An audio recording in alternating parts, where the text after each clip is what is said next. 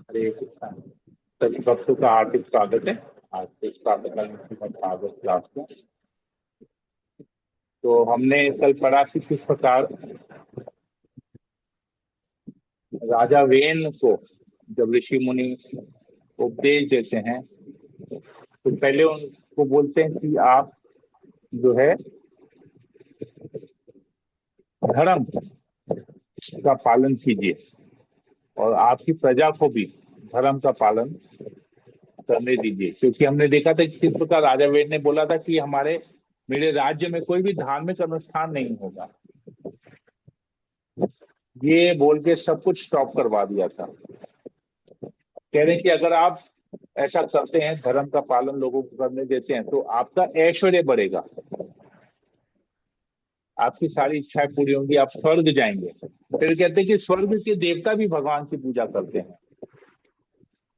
तो भगवान की पूजा करना कितना जरूरी है, सेवा पूजा करना कितना जरूरी है, वो बताते हैं। क्योंकि सेवा पूजा ही रोका था। तो कहते हैं कि देवता कर्म भी करते हैं, तो आप मनुष्य को क्यों नहीं करने दें।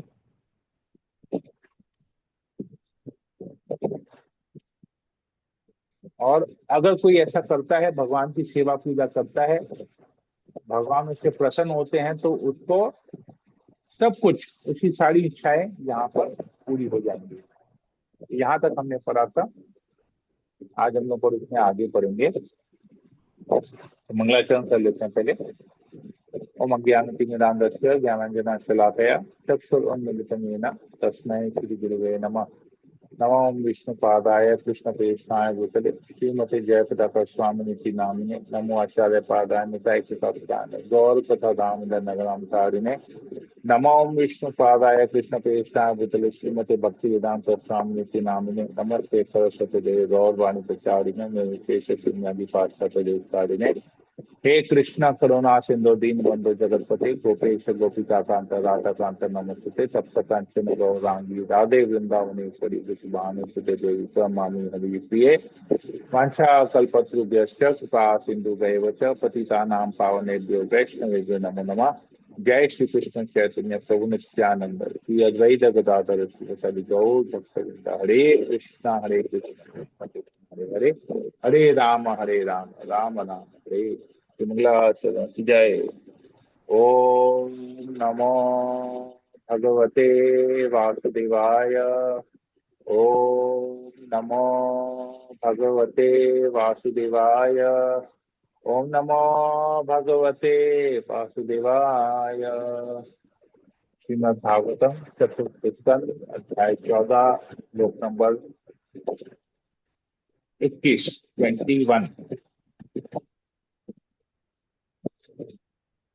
Page number 572।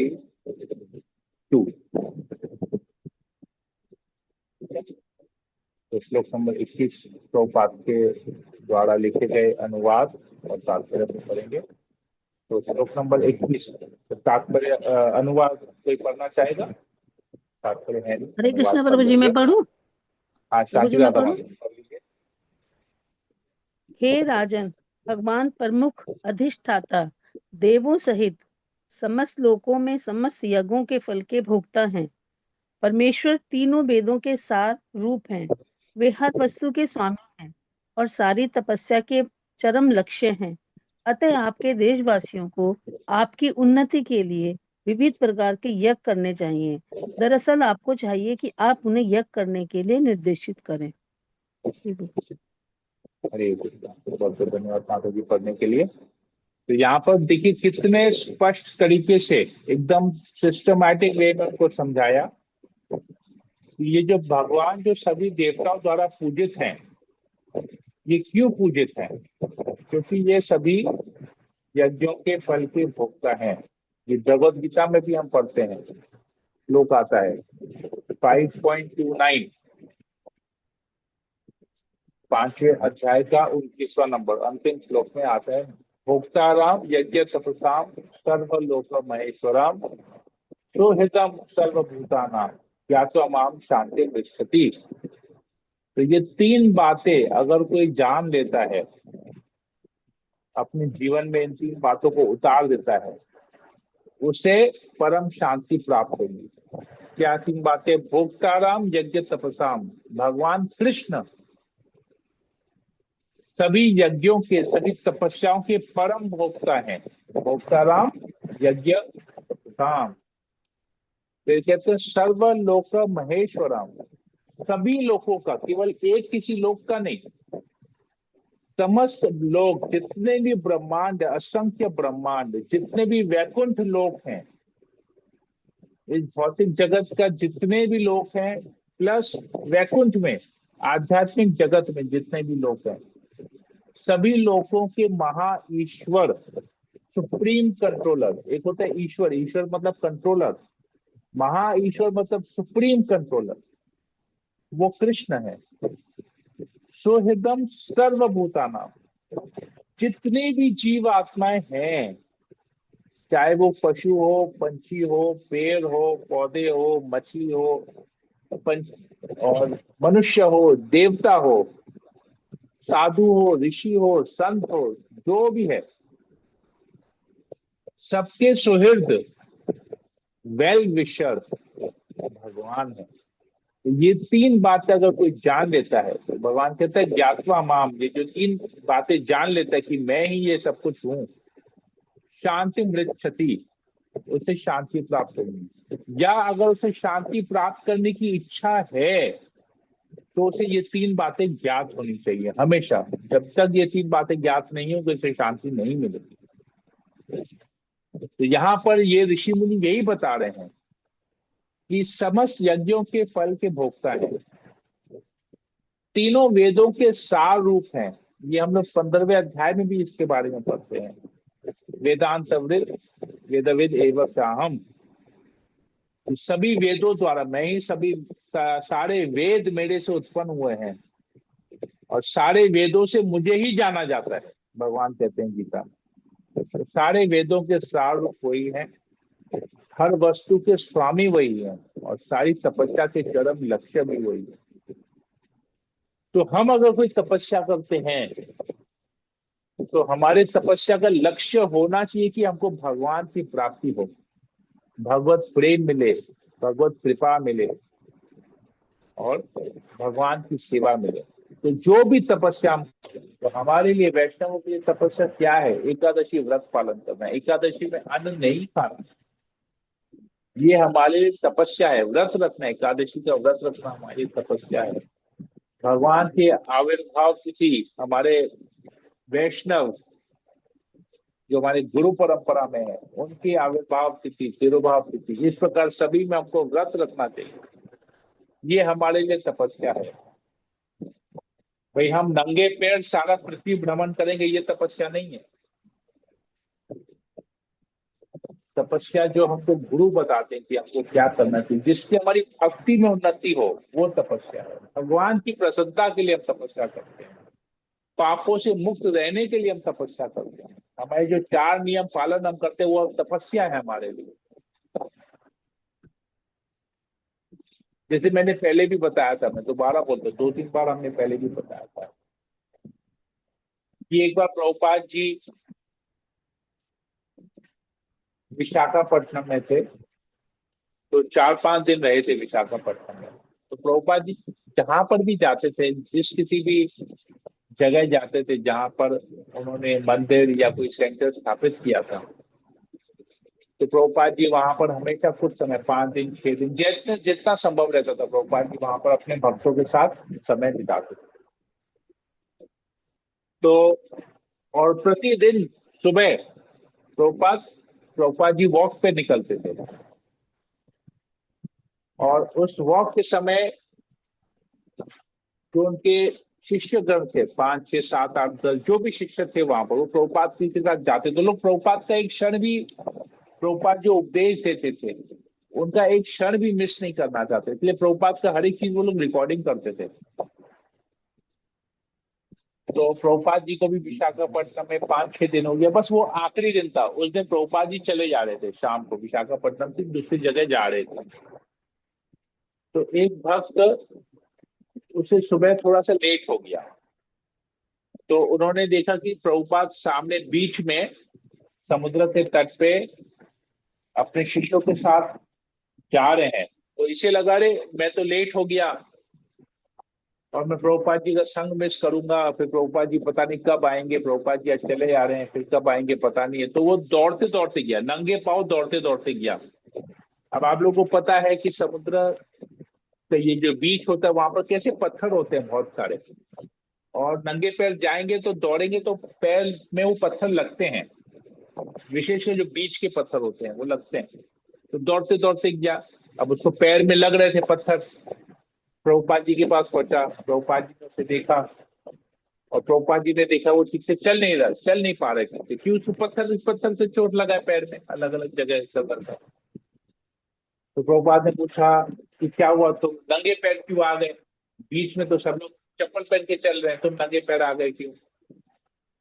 तो बोला, प्रभुपाद जी ने बोला, इसने भक्त ने, शिष्य ने बोला कि प्रभुपाद जी आप चले जा रहे थे, आज आपका यहाँ पर लास्ट दिन, आप फिर कब आएंगे पता नहीं, मुझे थोड़ा सा लेट हो गया, अब मैं आपका संग मिस कर रहा था, मैं देखा आप ऑलरेडी चले गए हैं, और मैं अभी चप्पल ढूंढने में समय व्यस्त करूं, मेरा वेस्ट जाए समय चप्पल ढूंढने में, तो इसलिए मैं दौड़ते दौड़ते आ गया ताकि आपका संग मुझे मिले। तो प्रभुपाद ने बोला, तुम लोग अपना सब घर बार छोड़ के, इतना ऐशो आराम छोड़ के जो तुम लोग यहाँ पर आए हो मेरे साथ इस कृष्णा भावनामृत आंदोलन को में जुड़े हो, तुम लोग 4 नियम पालन कर रहे हो, 16 माला जप कर रहे हो, इतने यंग हो, तुम लोग कुछ भी कर सकते हो, तो ये तुम्हारे लिए तपस्या है। ये जो तपस्या है, जो 4 नियम पालन करना, 16 माला जप करना, ये तपस्या है तुम्हारे लिए, इससे तुमको कृष्ण प्रेम मिलेगा। इससे ज्यादा तपस्या करने की जरूरत नहीं है। तुम भले 2 मिनट रुक के आते, चप्पल ढूंढ के चप्पल पहन के आते, तुम लोग ऑलरेडी बहुत तपस्या कर रहे हो। तो कहने का मतलब ये है प्रभुपाद जी का यहाँ पर कि शरीर को अननेसेसरी तकलीफ देने की जरूरत नहीं है। तो हमारे लिए, भक्तों के लिए जो तपस्या है वो 4 नियम पालन करना है, जिससे हम धार्मिक चीजों को न छोड़ें। धर्म, ये 4 नियम धर्म के 4 स्तंभ है जिसके आधार पर धर्म टिका हुआ है। 16 माला जप करना हमारे हृदय की, चित्त की शुद्धता, पवित्रता, उसको साफ करने के लिए हम माला जप करते हैं, और 4 नियम पालन करते ताकि हमसे कोई पाप कर्म नहीं हो। तो ये हमारी तपस्या है, पाप न करना और अपने अंतःकरण को शुद्ध करना, ये तपस्या हमको करना चाहिए, ना कि अननेसेसरी बॉडी को कष्ट पहुंचाएं वो हम तपस्या करें, वैसा नहीं। तो यहाँ पर ये बताइए, सारी तपस्या के चरम लक्ष्य है भगवान। तो हम जो तपस्या कर रहे हैं उसका उद्देश्य होना चाहिए कि हमको कैसे कृष्ण प्रेम मिले, कृष्ण भक्ति मिले, कृष्ण की सेवा मिले, ये हमारे तपस्या का लक्ष्य होना चाहिए। इसलिए कहते हैं कि ऋषिगण कहते हैं कि सी आपको अपने देशवासियों को आपकी उन्नति के लिए विविध प्रकार की यज्ञ करने चाहिए, क्योंकि अगर राजा फैसिलिटेट करता है कि उसकी प्रजा भक्ति करे तो उसकी प्रजा की भक्ति का फायदा राजा को भी मिलता है, राजा की भी उन्नति होती है। इसलिए कहते हैं कि आपका फर्ज है, आपका कर्तव्य है कि अपनी प्रजा को यज्ञ करने के लिए जो है सुविधा प्रदान करें, ये यहाँ पर समझा जाए। तो हमको भी चाहिए, ये हमारे लिए यहाँ पर शिक्षा है। हम भक्ति कर रहे हैं तो हमको भी अपने, हम जहाँ पर रह रहे हैं, जिस समाज में, जिस घर में हम रह रहे हैं, तो हमें भी अपने जो हमारे जो निकट सगे संबंधी हैं, हमको भी उन्हें मौका देना चाहिए, अवसर देना चाहिए, अपॉर्चुनिटी देनी चाहिए कि वो लोग भी भक्ति करें, सेवा करें, अपनी क्षमता अनुसार, अपनी बुद्धि अनुसार, अपने अर्थ अनुसार, जो भी उनमें है, जो भी थोड़ा बहुत वो कर पा रहे हैं, जो भी वो कर पा रहे हैं, उसको हम नेगेटिव तरीके से नहीं देखते। अरे अगर 2 माला जप कर रहे तो बहुत बड़ी बात है, कलयुग में भगवान का नाम जप करना बहुत बड़ी बात है, तो उसकी प्रशंसा करनी चाहिए कि हाँ जब आप जप कर रहे हैं बहुत अच्छा है। ऐसा नहीं सोचना है कि हम 16 माला जप कर रहे हैं तो हम बहुत उन्नत है, वो 1 माला 2 माला में अटका हुआ है तो वो बहुत नीच है। नहीं, ऐसा कभी नहीं सोचना। तो दूसरे लोग जो भी कर रहे हैं भक्ति में, उनको प्रेरणा देनी चाहिए, उनको प्रोत्साहित करना चाहिए कि हाँ आप जो कर रहे हैं बहुत अच्छा कर रहे हैं। तो ऐसे जब उनको प्रोत्साहित करेंगे तो वो लोग भक्ति में आगे बढ़ेंगे।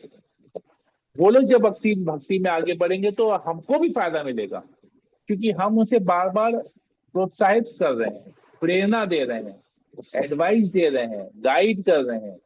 तो वो भक्ति में आगे बढ़ेंगे, हम भी भक्ति में आगे बढ़ेंगे। दोनों, उस वो भक्ति करेगा तो हमारा भी फायदा होगा। हमको ये सोचना चाहिए। उसको भक्ति में रोकेंगे तो हमारा तो नुकसान है, क्योंकि हमने उसको भक्ति में बाधा डाली, उसको क्रिटिसाइज किया कि वो ठीक से भक्ति नहीं कर रहा, तो उसको क्रिटिसाइज करते हैं, उसकी अवहेलना करते हैं। तो क्या होगा, वो नाराज होकर कृष्ण से दूर चले जाएगा, कृष्ण की भक्ति छोड़ देगा। अब वो जब कृष्ण की भक्ति छोड़ दिया, कृष्ण से दूर चले गया, तो क्या कृष्ण हमको क्षमा करेंगे? बोलेंगे मैंने तुमको भेजा प्रचार करने के लिए और तुम लोगों को मेरे से विमुख कर रहे हो। मैं भेज रहा हूं तुमको उसको मेरे प्रति लाने के लिए, मेरे पास लाने के लिए, और तुम उसको मेरे से दूर लेके जा रहे हो। तो ये क्या कृष्ण बर्दाश्त करेंगे? तो सोचिए कि हमारी वजह से अगर कोई व्यक्ति भक्ति मार्ग छोड़ देता है तो कृष्ण क्या सोच रहे हैं हमारे बारे में। हम चाहे कुछ भी करें, लेकिन अगर हमारी वजह से कोई व्यक्ति भक्ति छोड़ देता है, हमारे हम उसको ताने देते रहते हैं, क्रिटिसाइज करते रहते हैं, अवहेलना करते रहते हैं कि वो कुछ नहीं कर रहा है, थोड़ा बहुत कर रहा है, वो बेकार है, ये है वो है। और वो अगर छोड़ दिया, जो भी कर रहा था अगर वो बंद कर दिया, तो सोचिए कृष्ण तो क्या फील करेंगे हमारे लिए। तो बहुत जरूरी है। तो अगर हम प्रचार नहीं कर पाते, लोगों को हम भक्त बनाने की क्षमता हमें है, एक्चुअली तो क्षमता है ही नहीं हमारे हमें भक्त बनाने की, ये तो गुरु की कृपा है। तो हम कर पा रहे हैं, गुरु की कृपा ना होती तो हम नहीं कर पाते। फिर भी अगर हम में ये क्षमता नहीं है कि हम भक्त बनाए, तो एटलीस्ट हमको ऐसा भी व्यवहार नहीं करना चाहिए कि वो हमसे दूर चले जाए। ऐसा भी नहीं करना चाहिए। प्रीचिंग ना कर सके तो एंटी प्रीचिंग भी नहीं करना चाहिए। ये बहुत सोच समझ के हमको काम करना है। अगला श्लोक करते हैं 22 नंबर।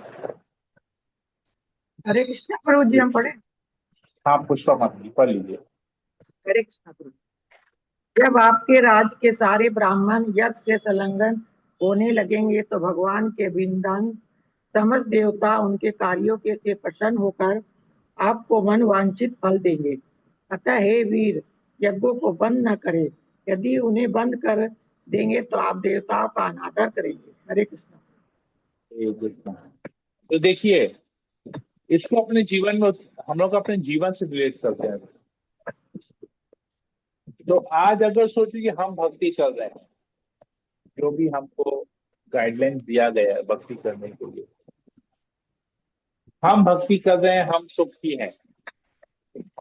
सोचिए वैसी ही कैटेगरी की भक्ति, वैसे ही भक्ति का स्तर जो हमारे परिवार वाले अगर वैसी भक्ति करें तो कितने खुश होंगे हम। तो पूरा परिवार एक जैसा भक्ति करेगा, कितने खुश होंगे। तो हम कितने खुश होंगे। तो सोचिए उस समय उस भगवान की हम भक्ति कर रहे हैं जो देवताओं द्वारा पूजित हैं, तो देवतागण कितने खुश होंगे। आज देवता भी छोड़ दीजिए, लक्ष्मी लक्ष्मी देवी कैसे हमेशा नारायण की सेवा में लगी हुई रहती है। जो लक्ष्मी देवी हमेशा नारायण की सेवा में लगी हुई है, आज उसी नारायण की अगर हम सेवा करते हैं, हम भक्ति करते हैं, तो क्या लक्ष्मी देवी खुश नहीं होगी? और उसी नारायण को हम छोड़ दें और केवल लक्ष्मी की पूजा करें तो कैसा फील होगा, लक्ष्मी देवी को कैसा फील होगा। चलिए इसको अपने ऊपर लेते हैं।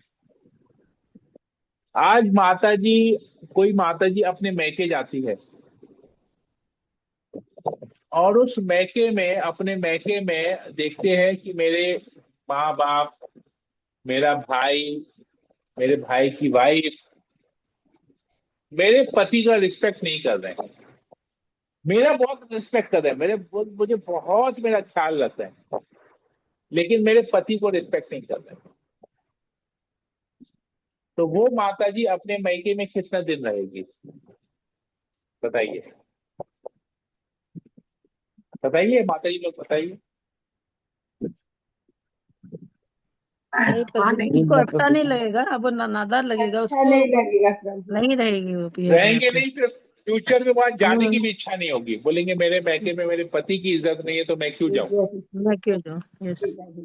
तो अब सोचिए, कोई भगवान की भक्ति नहीं करता और लक्ष्मी देवी के पीछे पड़ा हुआ है या देवताओं के पीछे पड़ा हुआ है, तो क्या देवता अगर खुश होंगे? लक्ष्मी देवी खुश होगी? भाई मेरे स्वामी को नहीं पूज रहे, मेरे स्वामी के बारे में पूछ नहीं रहे, मेरे स्वामी की सेवा नहीं कर रहे, तो क्या होगा? देवता खुश होंगे? लक्ष्मी देवी खुश होगी? नहीं खुश होगी। आप जब खुश नहीं होंगे कि आपके माँ बाप, आपके मायके वाले आपके पति की इज्जत नहीं करेंगे, तो लक्ष्मी देवी कैसे खुश होगी कि अगर कोई नारायण की भक्ति नहीं कर रहा है तो? लक्ष्मी बोला, अरे मेरे पीछे ही पड़ा हुआ खाली देखो, मेरे पति को तो कोई पूछ ही नहीं रहा है। देवतागण खुश नहीं होंगे, लक्ष्मी देवी खुश नहीं होगी अगर हम भगवान की भक्ति, लेकिन ऑन द कॉन्ट्ररी अगर हम भगवान की भक्ति करते हैं तो देवतागण खुश होंगे, खुश होकर अपने हमारे हमारे हमें मनवांछित फल देंगे। हालांकि हमको कुछ चाहिए नहीं, जिसको भगवान की भक्ति मिल गई उसे और कुछ नहीं चाहिए, लेकिन फिर भी देवता उस पर कृपा करेंगे, लक्ष्मी देवी उस पर कृपा करेगी जो नारायण की सेवा करता है। चाहिए उसे कुछ नहीं, क्योंकि उसे नारायण मिल गए, फिर भी कृपा करेगी उसके ऊपर में। तो ये सीक्रेट है, भगवान की भक्ति करने का ये सीक्रेट है कि अगर आपको धनवान बनना है, ऐश्वर्य चाहिए, चाहिए कि सब कुछ आपकी मनोइच्छा पूरी हो, तो भगवान की भक्ति कीजिए। देवता अगर अपने आप देंगे, सब कुछ खुश होकर देंगे। एग्जाम्पल तो हमने अभी दे दिया आपको। हरे कृष्णा। तो यहीं पर ही रखते हैं, समय का अभाव है आज। तो वेद क्या कहता है इसके बारे में हम लोग कल आगे और चर्चा करेंगे। हरे कृष्णा। यहीं पर ही रखते हैं, किसी वक्त कोई प्रश्न हो पूछ सकते हैं, कुछ कमेंट हो बोल सकते हैं। हरे कृष्णा। राइट, कोई कुछ पूछना है किसी को? प्रभु कल के बारे में अनाउंस कर दीजिए ना, 6:45 बजे। हाँ, कल का मैं बोल रहा हूँ, पहले क्लास का देख लें, क्वेश्चन आंसर किसी को कुछ करना है। नहीं, क्लियर है सबके लिए? सब कुछ समझ गए या कुछ नहीं समझे? कोई प्रश्न नहीं है तो यही होगा, यही तो है कि सब कुछ समझ गए या कुछ नहीं समझे। नहीं समझ क्लियर गए है? प्रभु जी। क्लियर है प्रभु जी। तो ना, प्रभु का तो काम ही है बोलना। बोलिए ईशानी इंदिरा माता जी। नहीं समझ गए प्रभु जी, एकदम क्लियर है। क्लियर है प्रभु जी। क्लियर है ना? हम्म। ठीक है, बहुत अच्छा। तो कल के लिए एक छोटा सा अनाउंसमेंट था, क्योंकि कल से मैं ट्रैवल करूंगा 4 दिन के लिए। वेडनेसडे जाऊंगा, कल मैं जा रहा हूँ बाहर, संडे वापस आऊंगा। तो कल हम लोग सुबह क्लास कर सकते हैं, पर मैं सोच रहा था क्योंकि मुझे ना 8:30 बजे घर से निकलना है कल, तो मैं सोच रहा था कल 6:45 से 7:30 क्लास करूँ। 6:45 to 7:30, 7:15 तक करेंगे, और 10-15 मिनट जो क्वेश्चन आंसर अगर लेना रहेगा तो वो ले लेंगे। तो 7 बजे से निकल के कल 15 मिनट पहले से क्लास स्टार्ट करेंगे, चलेगा? क्योंकि मुझे पता नहीं थर्सडे फ्राइडे से कर पाऊंगा कि नहीं कर पाऊंगा, मैं ट्रैवल कर रहा हूँ, तो थर्सडे हो सकता है कर पाऊँ, फ्राइडे नहीं कर पाऊंगा क्योंकि फ्राइडे में फिर ट्रेन में रहूंगा, और सैटरडे संडे तो जैसे नहीं होता तो चलेगा। तो कल 6:45 बजे तक के लिए ठीक है, दिक्कत नहीं होगा? ठीक है सबके लिए? कल अगर हम लोग 15 मिनट पहले भागवतम कर लें, जी प्रभु जी, कोई जी प्रॉब्लम। प्रभु जी। ठीक है ना? ठीक। दिक्कत नहीं, ओके ठीक है। तो फिर कल वैसे करते हैं, कल 6:45 में करेंगे। और परसों सुबह का मैं जयपुर में रहूंगा, तो मैं देखता हूँ परिस्थिति के हिसाब से, अगर सुबह अगर मैं ज्वाइन कर पाया, अगर जपा सेशन में ज्वाइन कर पाया, मैं जहाँ पर रहूंगा वहां पर मुझे अगर इंटरनेट का कनेक्टिविटी ठीक से मिला, तो मैं वहाँ जपा सेशन ज्वाइन करूंगा, तो हम लोग भागवतम भी कर लेंगे, वहां पर फिर क्लास कर लेंगे, दिक्कत नहीं होगा। अगर इंटरनेट का दिक्कत हुआ चपा सेशन में 10-15 मिनट में पता चल जाएगा इंटरनेट का दिक्कत है कि नहीं। इंटरनेट का दिक्कत तो फिर भागवतम नहीं करेंगे, अगर इंटरनेट ठीक से चला तो भागवतम कर लेंगे, ठीक है। हरे कृष्णा प्रभु, आप परमिशन देंगे तो मैं भागवतम क्लास ले लूंगी। जैसे कर आपको सकते हैं, अगर कोई दिक्कत नहीं, मेरा परमिशन का क्या है, मैं तो चाहता हूँ सभी लोग करें। हाँ, मैं तो एक चीज आप समझा रहा बताना हूँ, मैं तो चाहती हूँ कि सबसे पढ़वा सैटरडे रहा हूँ, संडे, सबको बोल रहा हूँ बारी बारी पढ़े, बोल कोई दिक्कत नहीं है। सैटरडे संडे सब वक्त अगर तैयार होंगे तो 6:30 6:45 से मैं हर वीक ले लूंगी, जैसे सप्ताह कर में 2 लीजिए, दिन। कोई दिक्कत नहीं है, मुझे कोई दिक्कत नहीं, ठीक है, ठीक है। तो सेशन को यहीं रखते हैं फिर। हरे Yes. कृष्णा कृष्ण कृष्ण हरे हरे, हरे राम राम राम हरे हरे। वाचा कल्पतरुभ्यश्च कृपा सिन्धुभ्यश्च पतितानां पावनेभ्यो वैष्णवेभ्यो नमो नमः। समेत भक्तवृंद की जय, जगत गुरु श्रील प्रभुपाद की जय, ग्रंथ श्रीमद् भागवतम की जय। हरे कृष्णा। हरे प्रभु जी सभी दंडवत प्रणाम। को दंडवत प्रणाम। हरे प्रभु जी दंडवत प्रणाम। हरे कृष्णा प्रभु